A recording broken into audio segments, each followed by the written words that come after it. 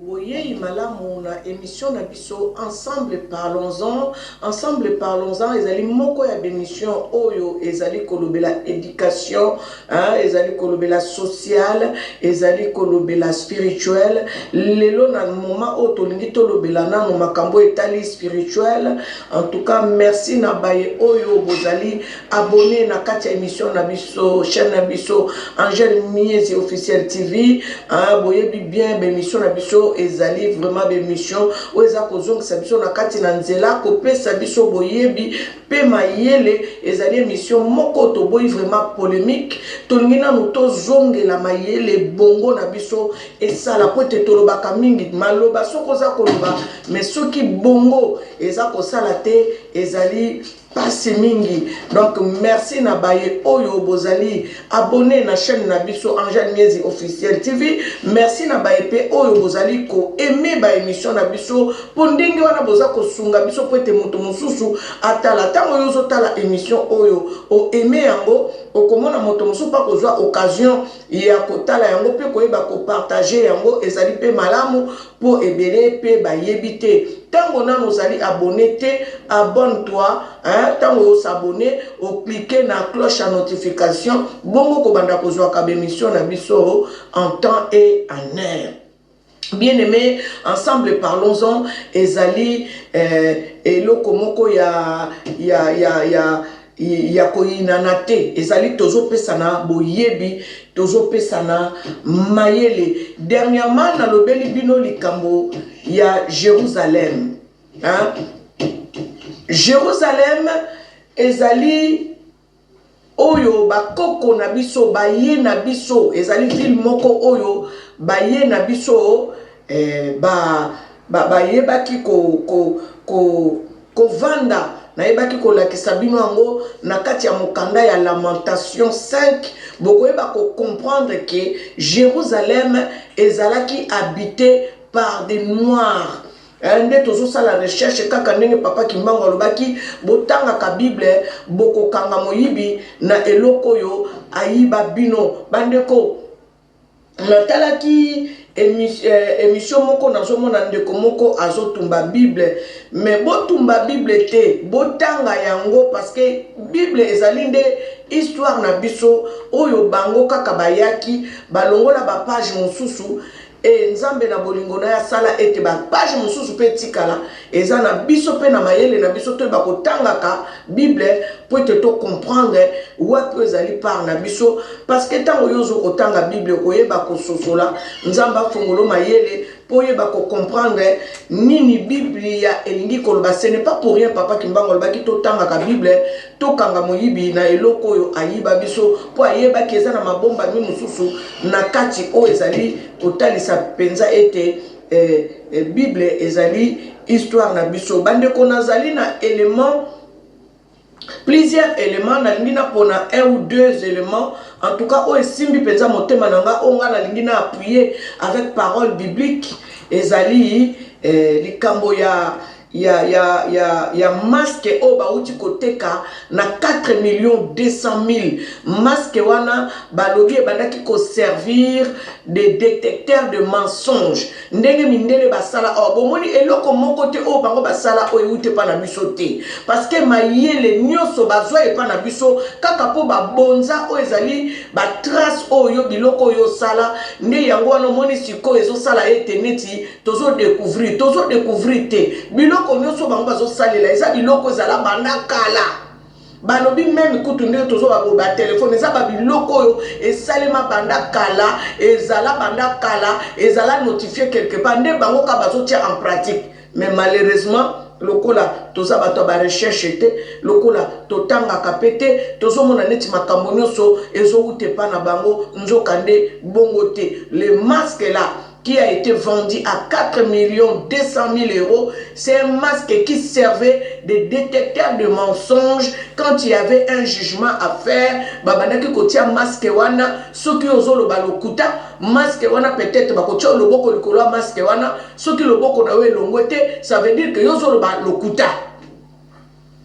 Bango tu balobi c'est un masque qui servait au jugement. Donc, nangina tela bino nanu nini wana na élément wana bongo siko na koya ko apuyango na parole biblique kaka ndenge papa Kimbangu alobaki botanga ka Bible boko kanga moyibi na eloko yo ayiba bino bande ko TikTok totala ka makambo zo pesa biso mayele totala ka makambo buzoba te même YouTube totala ka makambo o ezo pesa biso mayele totala ka makambo yo ezo pesa biso buzoba te bandeko.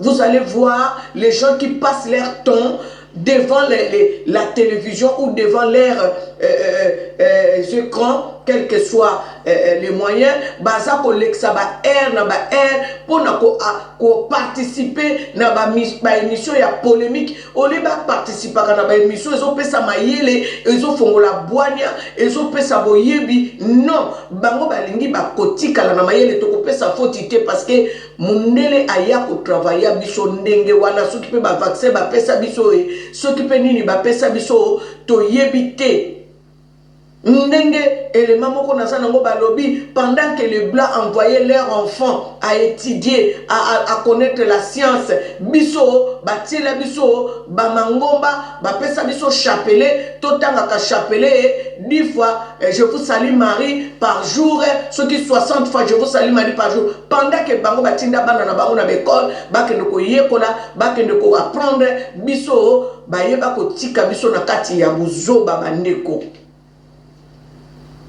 Nalingi na tiela bino élément oyo bongo na koyeba kotanga Biblia poto appuyer makambo tozobela sur Jérusalem. Jérusalem a été conquis parce que Jérusalem est là qui habité par des Noirs. Et tango bango bazui Jérusalem ale babandi ko zwa siko biloko ya Jérusalem nyonso ndetango tozomona na ba mise na bango tokomona babikeko na biso ezali na ba mise na bango tokokende komona ba masque na biso ezali na ba mise na bango ezaka ka biloko euta Afrique nde yango wana biso tokende ko futela ka ba 10 € avokota na mise moko bo futi 20 € okoti bango bazo sala mbongo bazo s'enrichir biso tozo ko s'appauvrir. Ah eza passe moto mwindu vraiment moto mwindu foyeba o lamuka bandeko na sotiela bino élément oyo bongo ngana kotanga parole biblique totala élément oyo 3 400 4 200 Adjugé vendu 4 millions d'eux après 10 minutes d'enchères acharnées de bataille vive. Ce masque Fang du 19e siècle bat des records, mis à prix 500 000 €. C'est une pièce rare, sculptée dans la jungle en Afrique équatoriale. C'est un masque de jugement qui servait à rendre justice. Ce type de masque est plus rare qu'un tableau de Léonard de Vinci. Nous connaissons 22 tableaux de Léonard de Vinci, de la main du maître, et de la main de différents maîtres Fang du Gabon, on ne connaît que 10 ou 12 masques de ce type. Dès le matin, les amateurs sont venus l'admirer. Moi, j'en avais jamais vu, donc je profite de l'occasion pour pouvoir le voir, puisque je ne peux pas l'acheter. Ce masque a été collecté par un gouverneur du Moyen-Congo au début du siècle dernier et transmis par descendance. Ce samedi, au moment de la vente, une délégation de Gabonais interrompt les enchères. Vous êtes là en train de rigoler, je vous vois bien en train de rigoler, vous allez sortir vos chèques, alors que c'est quelque chose qui a été volé durant la colonisation. Selon eux, ce masque appartient au patrimoine culturel du Gabon. En principe, à cette époque, on sait très bien qu'on était en pleine situation coloniale, et donc nous avons fort à penser que le masque a été dérobé sans que les Gabonais n'aient eu aucun droit de regard. La précédente rentre à Montpellier a été un tableau de Pierre Soulages, enlevé à 1,6 million en... Bandeko, bomoni lolenge nini ba richesse ya Afrique. Biloko bango bayake fa na biso balobi to bwaka bikeko to bwaka ba masque to bwaka oyo nyonso ezalaki bakoko na biso batikela biso parce que ezalaki ko symboliser sorcellerie. Bozo comprendre ba makambo bisiko yo ba mema biso ebandi lelo te Ça c'est rien, les masques là c'est rien. Nous allons maintenant lire la Bible et vous allez comprendre que Bamakambo est banda depuis des siècles, Bissika ba depuis à Jérusalem. Parce que je vous ai dit, Jérusalem a été habité par des Noirs. Ce n'est pas pour rien que nous sommes en train de lire dans le livre des Cantiques, la noire qui dit je suis noire et belle fille de Jérusalem. Ça veut dire que ça prouve que Jérusalem a été habité par des noirs. Ba noirs ne babande ko vanda na Jérusalem. Tokotanga na kati ya mokanda ya Lamentation 5 baye koloba na biso la conquête de Jérusalem. Ça veut dire que tant balobi conquête, ça veut dire que mboka wana ezalaki ya bato mususu bayaki po baboto la mboka wana. Siko tango baboto la ki mboka wana nini se pasaki na mboka wana bokoyoka. Donc masque oyo na tieka ka élément oyo pour comprendre et bandi kala ça fait des siècles bapiyaka Afrique et jusqu'aujourd'hui ça continue. Et ça dit qu'on continue dans les ressources minières na biso et ont continué parce que biso tozo bénéficier na ngote bango bazo ya nango awa baza ko sale lango biso moko biso tozali na kati Afrique tozo jouir na ba richesse na biso te o toza nango na kati Afrique bandeko Biblia ezali mokanda na biso na monaki mama moko na kati ya émission moko azotumba botumba te botanga yango bobomba yango parce que bango kutu balingi bongo po ete totumba yango tobo yango po totoyeba ba vérité na bango te.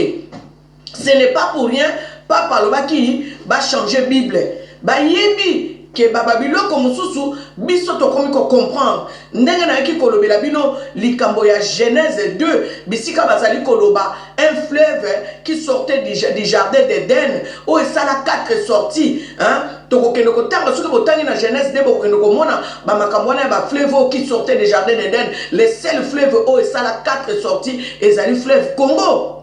Donc toye koyeba siko que les jardins d'Éden ezali na Congo kuna balobi nini nango ezali kuna na Lualaba.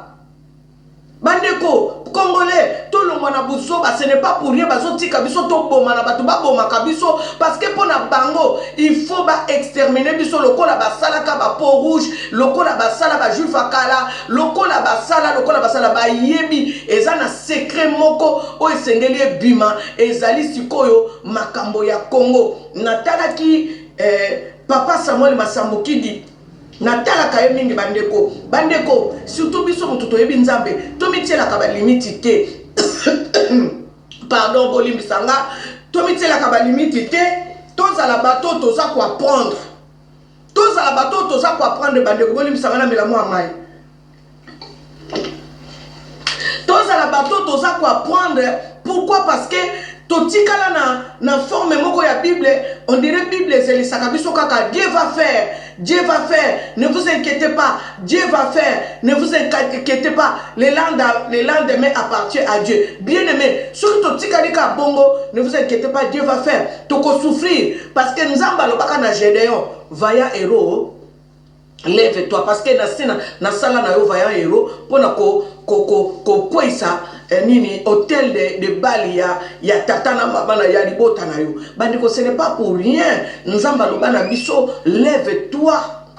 Ce n'est pas pour rien nzamba lobana biso alobi briser leurs liens et délivrez-vous de leurs chaînes. Ce n'est pas pour rien sinon nzambe pa koka kolobana bino kaka na Bible nyoso e bandeliti suka lobana bino ne vous inquiétez de rien, moi-même je serai là, ne faites rien, moi-même je vais agir. Non, quelque part Bible lobina biso délivrez-vous de leurs liens, brisez leurs chaînes et délivrez-vous de leurs liens. Pourquoi nzamba lobina biso bongo na mukanda biso nzamba yebaki ke ba makamu susu biso moko foto kene koluka kaka ndenge papa kimbango alobaki botanga ka Bible bokokanga moyibi lelo kwa yiba bino. C'est là où nous allons acquérir la maturité spirituelle. Ce qui te sali en mode toko comprendre te bien aimé bota la masque o euta na Gabon et bandaki ko servir de jugement ndenge bango basala awa les détecteurs de mensonges mayele wana bazwela ngwapi bazweli yango kaka na bokoko na bino o biso to wangana wana bokoko o biso to pesa mokongo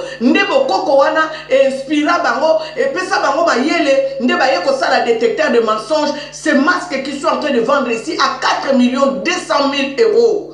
Ces masques servaient de jugement. Ça veut dire que quand tu allais au tribunal et que tu mentais, on peut te poser la main sur ces masques.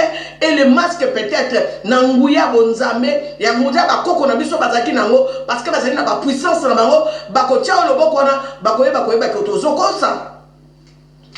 Bandeko, nous avons été vraiment escroqués, dépouillés. Tokonobango bongo.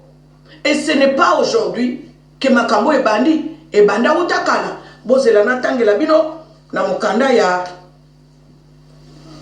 Natangela bino na mukanda ya. Des chroniques. Nazotanga des chroniques. Et na mukanda ya des chroniques. Tokokende kotanga balobi boy. Natangi na des chroniques 36. À partir du verset 11, Nabisika wana bazoloba, Sédécias, roi de Juda, virgule, destruction de Jérusalem, déportation à Babylone. Aïe aïe aïe.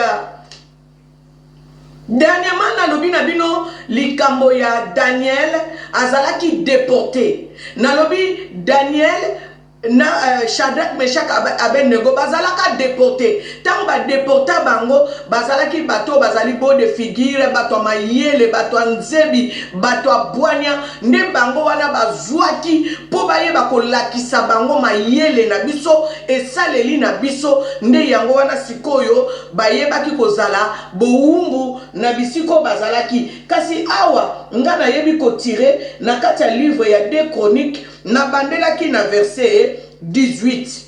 Na kati ya verset 18 wana balobi boye. Balobi Nebuchadnezzar emporta à Babylone tous les ustensiles de la maison de Dieu. Nebuchadnezzar emporta à Babylone tous les ustensiles de la maison de Dieu, grands et petits, les trésors de la maison de l'Éternel et les trésors du roi et de ses chefs. Vous comprenez? Donc, tango bango, ba yena Jérusalem, ba détruire Jérusalem, ba zui biloko o ezalaka na Jérusalem ya motuya, ba zui biloko ya nzambe na biso. Bazui yango ba memi yango na mboka na bondo ba memi yango na pale na bango na ndako na amemi yango na ndako na ye biloko ya biso o ya bonzambe na biso bazui yango ba memi yango na ndako na bango epa na bango bazui biloko ya ba chef na biso. Quand on parle de chefs, ça veut dire qu'il y avait des chefs coutumiers. Oyo bango biloko na bango babandaki ko salela ba chef à clan babandaki ko salela parce que ba tozaki de 12 tribus de Juda babandaki ko salela ba mayele na bango ba boyebi na bango comme nous venons de voir ces masques là qui a été volé au Gabon dans l'état colonial dans l'état colonial. Ils ont pris ces masques là qui servaient de jugement. Le lot bazote ka masque o ezali ya bangote na valeur à 4 200 000 euros. Maintenant, le Gabon va gagner quoi en tout ça? Biloko na biso o batia na misé oyo bato bakende ko futela ka ba 10 euros, ba 20 euros poko ta misé à quai de Brali, poko ta misé soki ya wapi batia fo futa 20 euros, 25 euros. Pourtant biloko eza na kati ya ba misé wana eza ya bangote. Et ça va propriété il y a Afrique.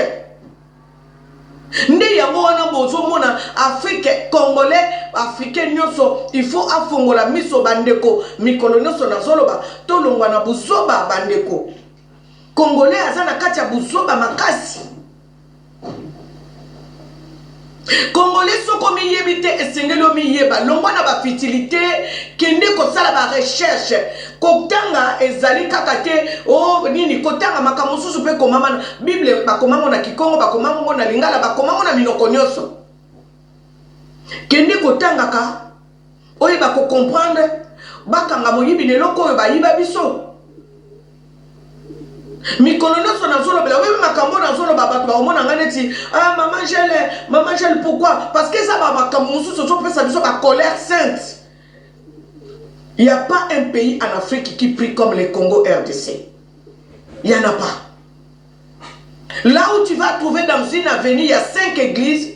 Là où tu vas trouver dans un quartier, il y a 100 églises. Ça veut dire que les gens ont soif de l'éternel. Et il faut les faire comprendre que Babiloko Moussousou,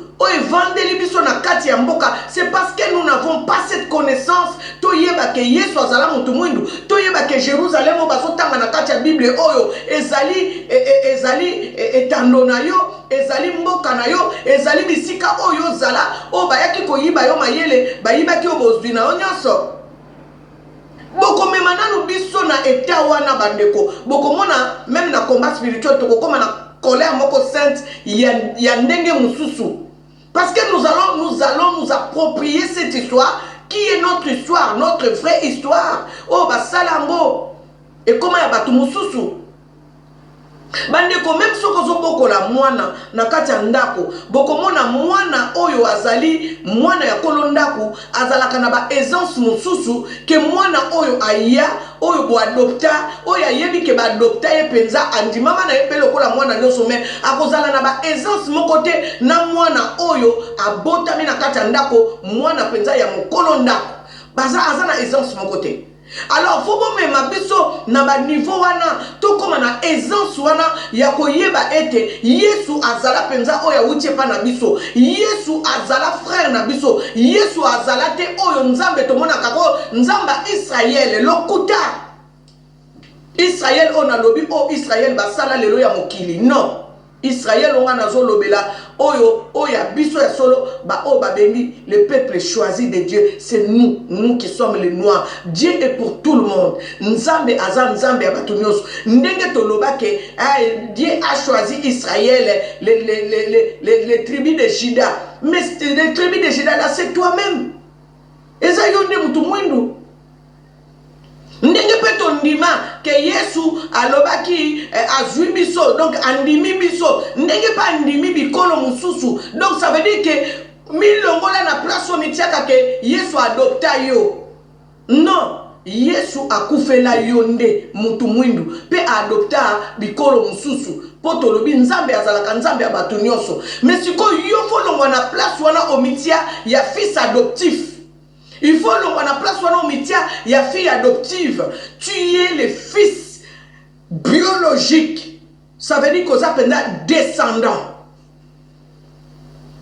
Ndebisi ko bayaki ko longola yo mayele wana ba komisa yo moto ase, ba komisa yo moto ase. Ndebisi ko balobi les premiers seront les derniers et les derniers seront les premiers. Na étape biso tozali ezasiko to zonge la étape na biso il y a les premiers parce que ba komisa biso ba les derniers.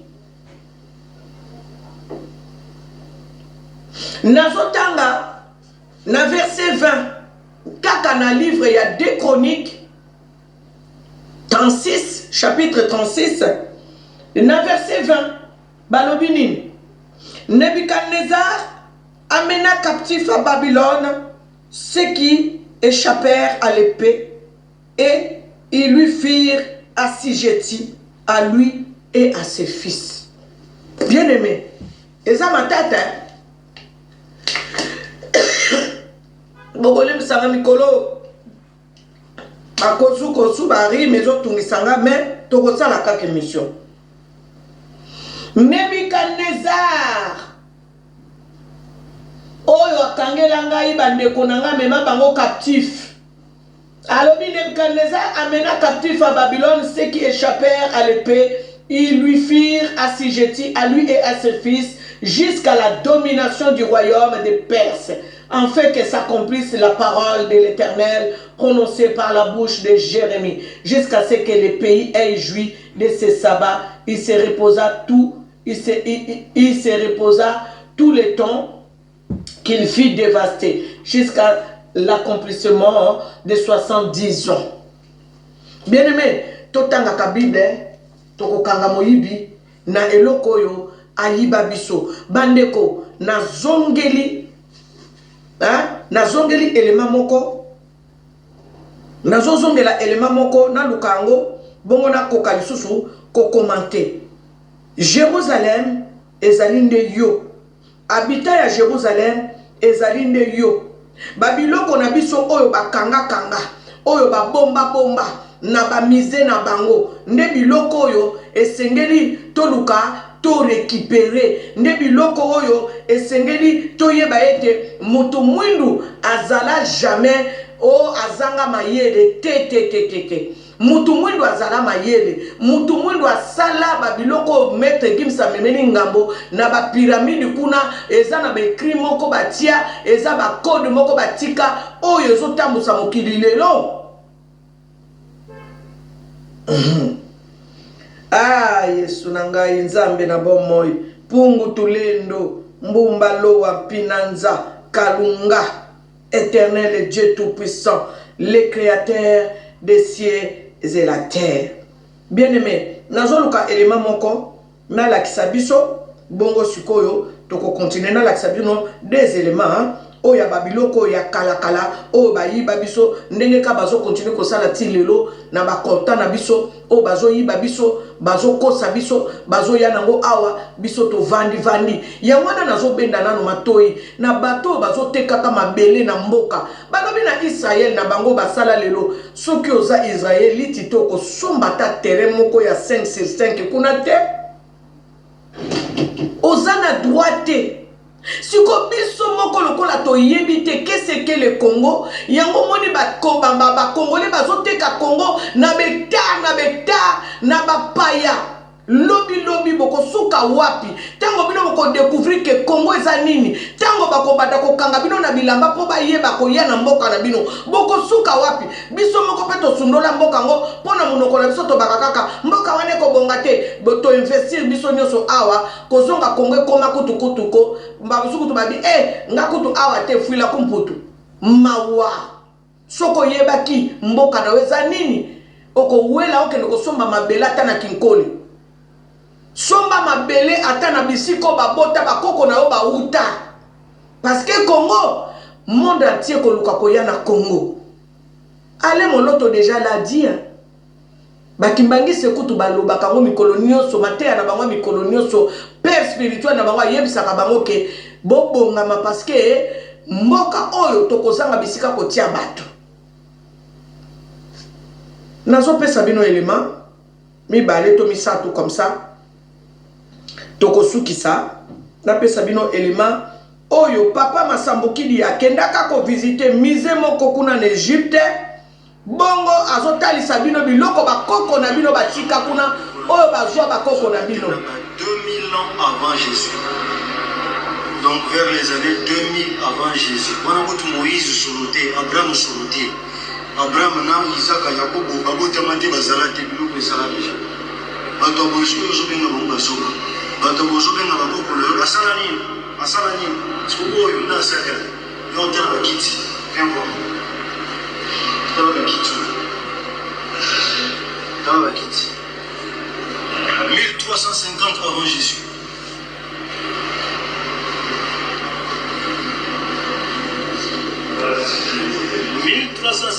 Avant Jésus. Tabouret vers 1350-1300 avant Jésus-Christ, la 18e dynastie. Yakob on a botamité, Abalayama on a botamité. Abalayama on a botamité, Yakob on a botamité. Mais l'eau est là. Bon, vous tombez dans celle là-bas. Est-ce que on est dans celle là-bas? Tout le monde est dans celle là. Bozoyoka La 19e dynastie, 1995. Ah, Nzambe na lola. Jésus-Christ.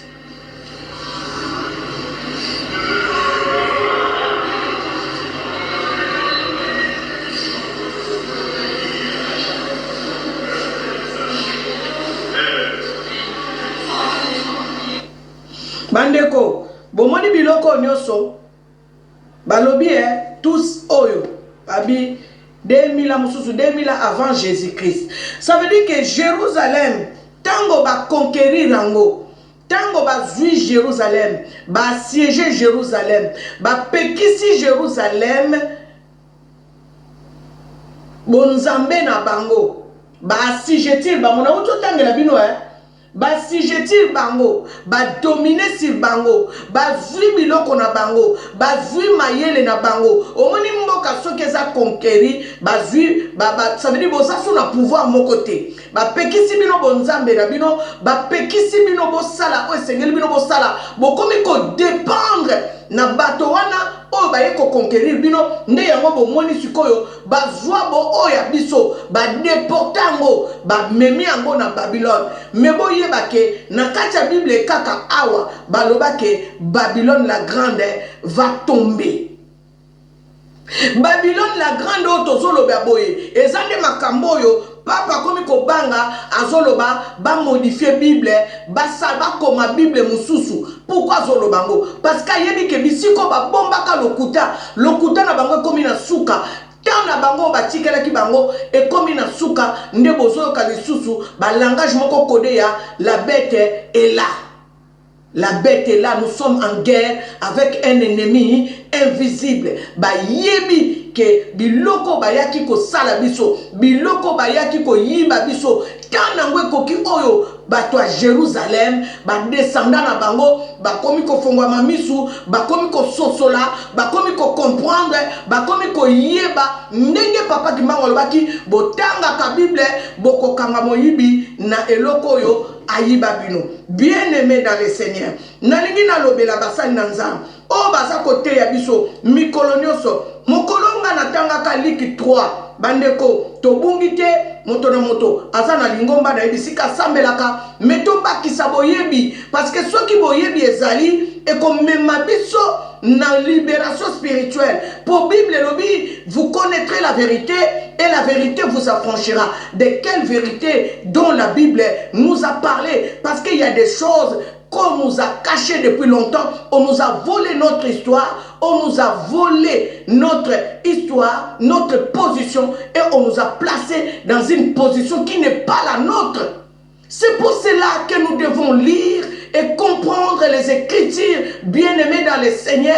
Basal nanzam, oh baza côté ya biso mikolonioso, boke de kofouyer na katia d'Écriture, boko ya ko comprendre que Bible ezali ya biso. Nous devons nous approprier la parole biblique. Tozwa oyo, o esengeli ya biso tozwa, pour mema biso na maturité spirituelle. Toyeba ko comprendre mission ya papa Kimbangu ezala kinini. Yangwana bango balobi Kimbangu lisait la Bible à sa façon. C'est pour cela qu'on l'a condamné. Parmi les raisons au bango, sa verdict, il y a condamnation, il y a papa Kimbangu, balobi, parmi les verdicts, l'un des verdicts, balobi, Kimbangu lisait la Bible à sa façon. Kimbangu lit la Bible à sa façon. Pourquoi? Parce que Papa Kimbangu connaissait les commencements. Papa Kimbangu voulait ramener son peuple qui était perdu au commencement pour lui faire comprendre que yonde mwana ya yambo oyonga na yeba kiko sala esengeli yo zonge la maturité spirituelle na yo pour yeba ko zwa lisusu pouvoir na yo zalaki nango scientifique oyeba ko zonge la lisusu pouvoir politique parce que toutes ces choses là nous avions toutes ces choses là à Jérusalem. Nous avons toutes ces connaissances-là à Jérusalem. Nous avons tout à Jérusalem. Ce n'est pas pour rien que le Nentsaku est enterré au Vatican. Parce que Balobi Nentsaku était un homme très intelligent. Bakunda est dans le Vatican. Oyo bakende ke kuna na Vatican bakende ko sala ka ba visite na Vatican bakokende ko kuta kuna batia bistre ya Nentsaku ya munene bisika bakende ko gumba mela Nentsaku azalaka na Vatican bakunda Nentsaku na Vatican parce que parmi les gens intelligents totanga lokola totangi na Bible awa ba Daniel oyo bazalaki doué, doté d'une intelligence supérieure. Balobi, dans la Bible, Balobi, Daniel avait un esprit supérieur. Daniel a boyaka ko gumba me la banzamba bapaya. Daniel connaissait d'où est-ce qu'il venait. Daniel fixait ses yeux à Jérusalem. Le Dieu qui révèle des choses cachées. Le Dieu là qui est le Saint-Esprit. Le révélateur des choses cachées. Nde yango moni na kimbango babenga papa kimbango molimo mosantu parce que baso se souvenir na o Yesu alobaki ngai na kei na kotindela bino molimo mosantu yenda ko mema bino na bosolo.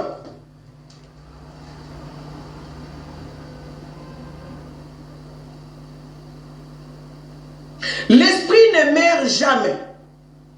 L'esprit ne meurt pas. Et le kufaka ezali nzoto. Molimo ekufaka te.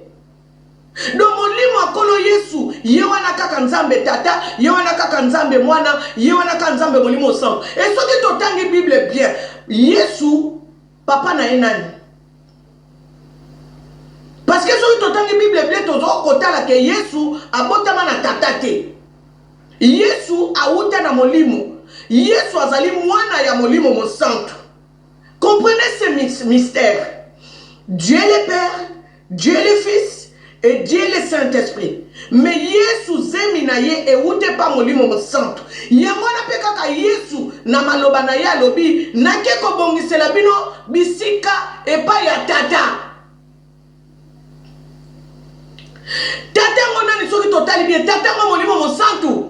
Yewana kaka za na 3 dimensions, Dieu le Père, Dieu le Fils, Dieu le Saint-Esprit. Alobi na kei na kotindela bino molimo mosantu. Yewana moka alobi na kei na ke ko bongisela bino bisika epai ya tata. Oya kotatola ngai pe na kotatola ye pene ya tata.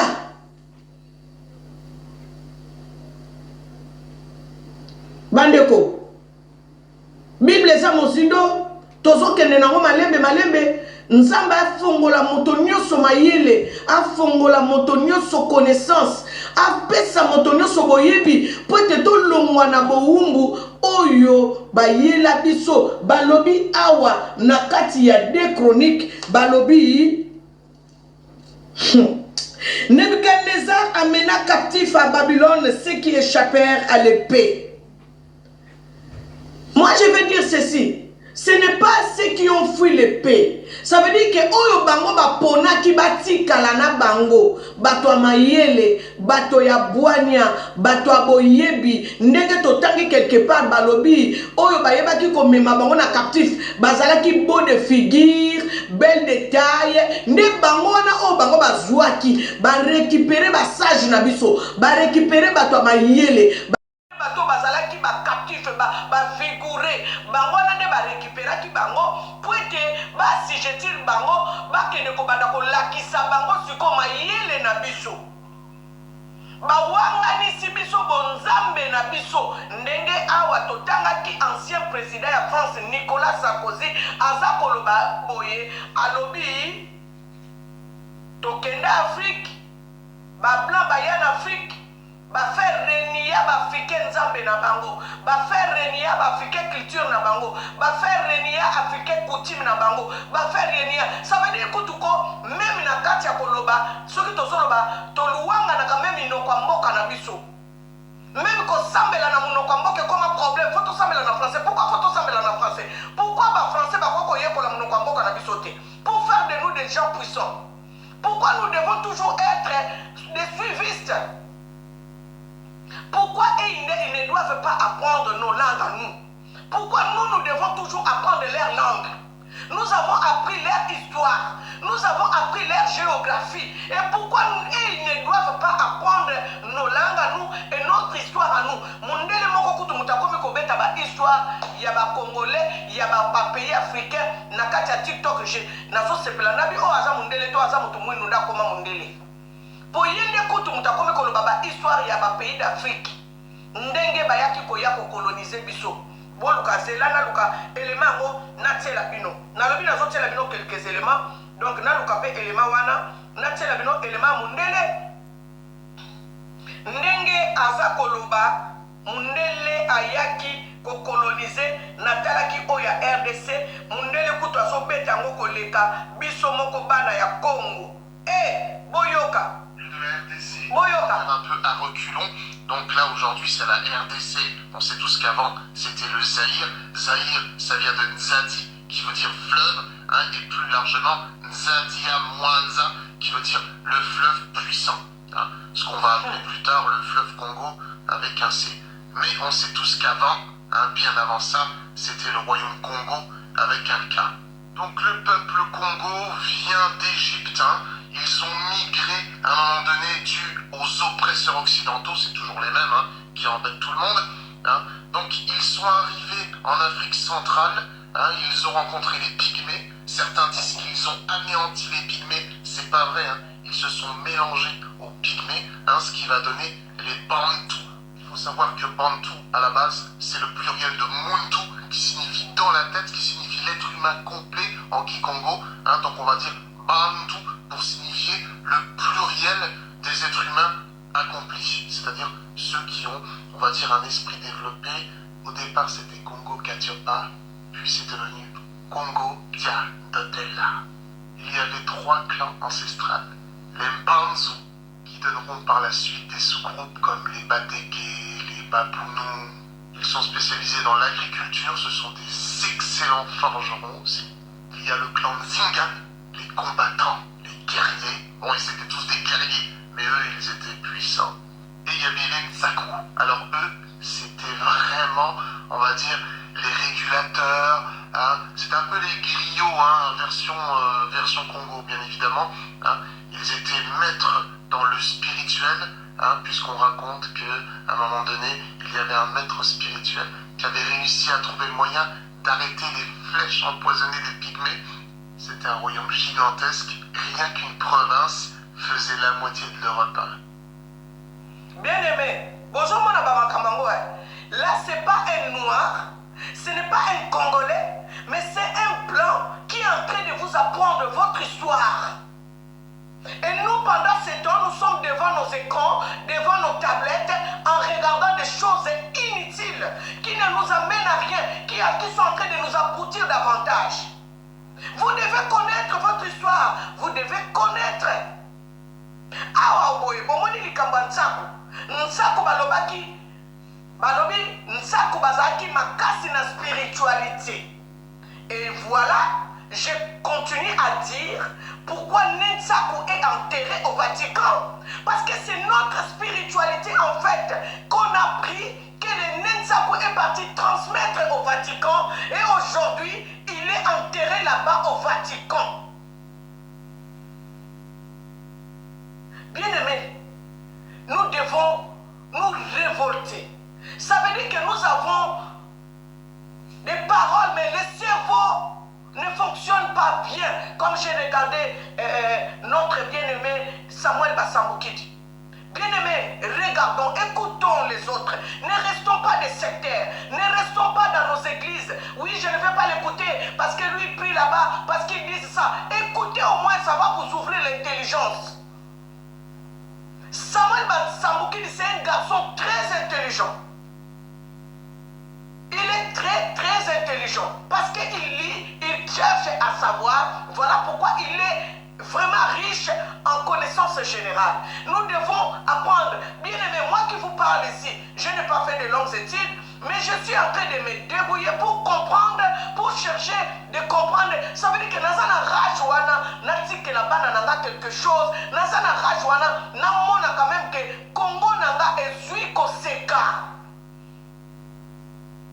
Je n'ai pas le temps à perdre dans des futilités. Même si 100 personnes m'écoutent, même si 200 personnes m'écoutent, au moins je suis en train de transmettre quelque chose qui va rester dans le cerveau de quelqu'un. Et si tout le monde faisait pareil, je crois que des gens vont s'élever pour comprendre, essayer de savoir qu'est-ce qu'il faut faire pour que le Congo aille de l'avant. Mais malheureusement, le Congolais est coincé, l'Africain. Parce que je ne vais pas tout simplement parler du Congo. Le Congo, c'est un pays où la gadget va travailler pour que l'Afrique prenne l'envol. Mais je parle à tout Africain, à toute personne africaine. esengeli bolamuka bolongwa na buzoba bolongwa na bababagere moko spirituel koloba biso bato ya bandeko nzambe aza moto ya te. Le Dieu qui nous a donné l'Afrique là n'est pas pour un tribu, n'est pas pour une église. Dieu veut nous voir, nous épanouir. Parce qu'il nous a donné un continent qui est très riche, mais que l'ennemi est venu pour nous assujettir. Vous lisez ici dans le livre des 2 Chroniques, chapitre 36, allez voir vers le verset 20, commencez à lire dans le verset 11 jusqu'au verset 20, 21, où je s'est arrêté jusqu'à 21, vous allez comprendre que on nous a dépouillés. Jérusalem, j'ai toujours dit, c'est toi.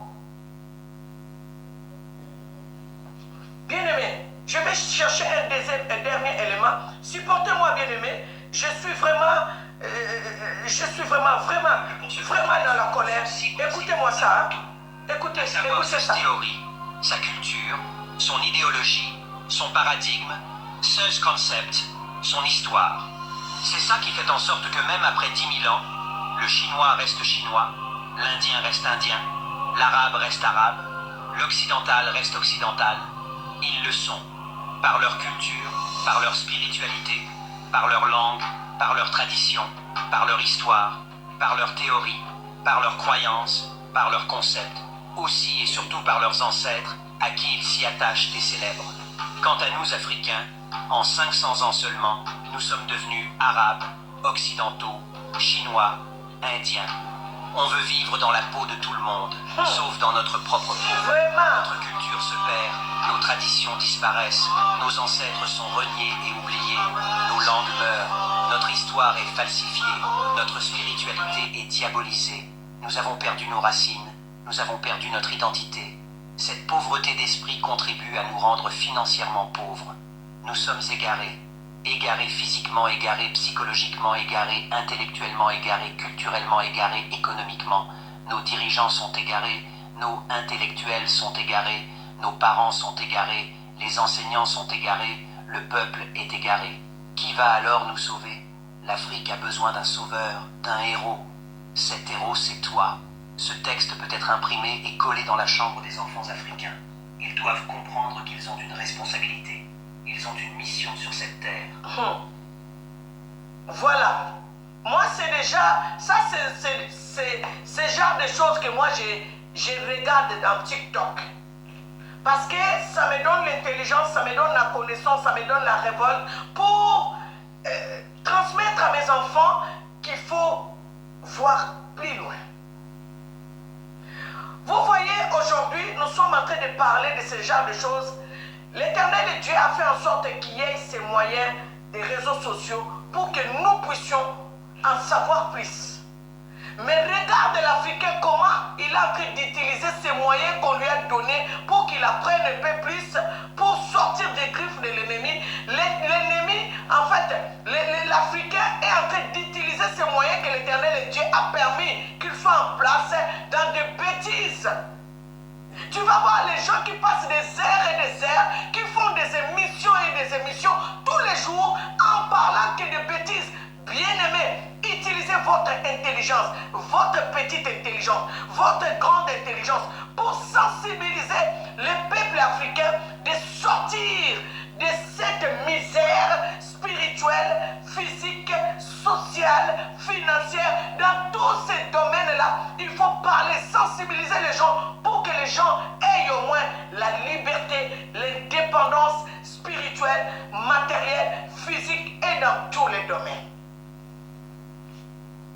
J'ai un élément ici qu'on nous dit pendant que les Blancs envoyaient leurs enfants à aller apprendre la science, à les fabriquer. Nous, on nous a laissés, nous sommes coincés dans des églises du matin jusqu'au soir en apprenant des choses qui ne sont pas nos choses à nous, au lieu de nous faire comprendre que ici tu as été dépouillé. Jérusalem dont on parle ici, c'est toi. Alors nous sommes en guerre avec les gens qui sont venus nous assujettir, de combattre Bango, de détruire Misala na Bango, de récupérer Obazwa Biso, pour te zonga na bisika Obayiba Biso. Voilà Papa Kimbangu a dit, moto mwindu akokoma mondele mondele akokoma moto mwindu parce que nde eloko esalema na Bible bakomisa yo ozo comprendre mwana moke ale mwana moke azwe sika na yo nde wana eza nango énigme eloko papa kimbango aloba wana bisika oyo ozomona mondele likolo tango makambo ngongo ngwe kobeta yo kokoma likolo nde bisika oyo ozomona ke mondele ableki yo koleka mondele okoma na se nde bongo aloba eza mpona poso te e okoma mondele okomi mondele wana komi mutu mwendo non ezali yo nde okokoma na bisika oyo ozoanvie oyo ozokanisa yo oza na se ye aza likolo non parce que omiyebi te esengeli omiyeba bien aimé. Aujourd'hui, je vais m'arrêter par ici parce que je ne peux pas dépasser les 1 heure. C'est ça, pour l'instant, la devise de notre émission pour permettre à toute personne de regarder. Soyons des gens conscients. Cerveau Nabiso, il faut ça là. Ne soyons pas des religieux. Ne soyons pas des sectaires. Ne soyons pas des gens de sectes. Ne soyons pas que ngai mutaboye na kokolobela mutaboyete na koki koyoka mutaboyete emsusu mutu anazoteya to diaboliza ba to église noire ba yebaki makamango biso nde mutu yebaki te lokola ba occidentaliser biso même na ba religion tolanda ba makambo nyonso tokoma ba bouddhiste tokoma ba musulman tokoma dans ça on n'a pas l'identité nous savons pas l'identité to ça ba suiviste tolandaka makambo nyonso tolanda même ko sambela na kikongo to yebite ko sambela na lingala to yebite soki to sambela na lingala pourquoi bo sambela na lingala français akamono na biso kalate ba otine biso to sambela na chinois pour le roi ba chinois ba leki biso ne bele pour ba yoka biso ti tokosambela na binoka mboka na biso pourquoi tolinga tozala na nsima tolandaka bato pourquoi bato bakoma kolanda biso te bandeko bomona yango te compliqué ntango okendeke château rouge bachinois baloba lingala baivoirien bazoloba lingala bacamerounais bazoloba lingala soki ozoleka kuta j'aimerais mieux boapprendaka biso lingala on aime bien bomitunaka te pourquoi bomitunaka te bamboko bino bokendeke bato nyonso balingi baloba lingala bomitunaka te pourquoi. Et pourquoi pas le balingala bisika yo zali même bisika yo zo sambela français lingala nde bindele bakoyekola alebana na bino o bonika baloba français bakomi soko yekola lingala. Bien aimé, pour l'instant je m'arrête par ici. Nous sommes en train de parler que de Jérusalem. Botala ba dégâts baya ko sala biso na kati ya Jérusalem. C'était votre sœur Angèle Miezi. Ne quitte pas cette émission sans vous abonner, sans aimer, sans commenter. Que l'Éternel et Dieu Tout-Puissant puisse vous bénir abondamment.